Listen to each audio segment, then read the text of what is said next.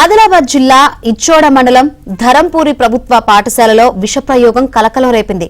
School water ట్యాంకులో గుర్తు తెలియని దుండగులు పురుగుల మందు కలిపారు. అలాగే మధ్యాహ్న భోజన వంట పాత్రలపై పురుగుల మందు చల్లారు. దీంతో వెంటనే నిర్వాహకులు వాసన పసిగట్టడంతో ముప్పు తప్పింది. పాఠశాలలో సుమారు 30 మంది విద్యార్థులు భోజనానికి సిద్దమవుతున్న సమయంలో ఈ ఘటన జరిగిందని స్థానికులు చెబుతున్నారు. వెంటనే సమాచారం అందుకున్న పోలీసులు కేసు నమోదు చేసి దర్యాప్తు చేస్తున్నారు.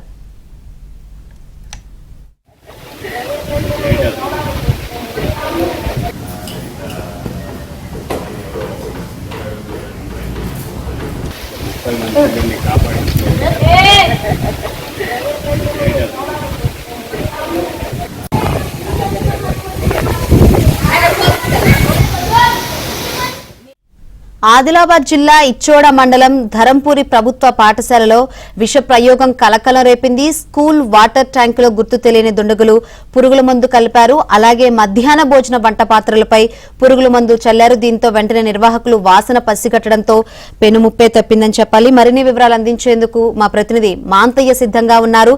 మాంతయ్య, ధరంపూరి ప్రభుత్వ పాఠశాలలో విష ప్రయోగం జరిగినట్లు తెలుస్తుంది. అసలు ఎవరు పని అయి ఉంటుందని భావిస్తున్నారు? పోలీసులు ఏం చెబుతున్నారు? దీనికి సంబంధించి పోలీసుల విచారణ కొనసాగుతోంది. ఏదైతే ఇది ఈ నెల శనివారం, ఆదివారం, సోమవారం 3 రోజులు కూడా వరుస సెలవులు వచ్చిన నేపథ్యంలో ఆ సమయంలోనే ఈ పాఠశాలలో దుండగులు ఈ దారుణానికి పాల్పడ్డట్లు నిర్ధారణకు వచ్చారు. వాటర్ ట్యాంక్ తో పాటు వంట సామాగ్రి, మధ్యాహ్న భోజన వంట సామాగ్రి పైన కూడా పురుగుల మందు చల్లారు. అయితే పాఠశాలకు వచ్చిన ప్రధాన ఉపాధ్యాయురాలు ఈ వాసన పసిగట్టి వెంటనే అప్రమత్తమయ్యారు.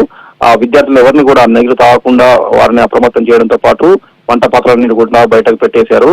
దీనికి సంబంధించి ఇప్పటికే పోలీసులకు ఫిర్యాదు చేశారు హెడ్ మాస్టర్. పోలీసుల విచారణ కొనసాగుతుంది. ఒకరిద్దరు అనుమానితులను కూడా పోలీసులు విచారిస్తా ఉన్నారు.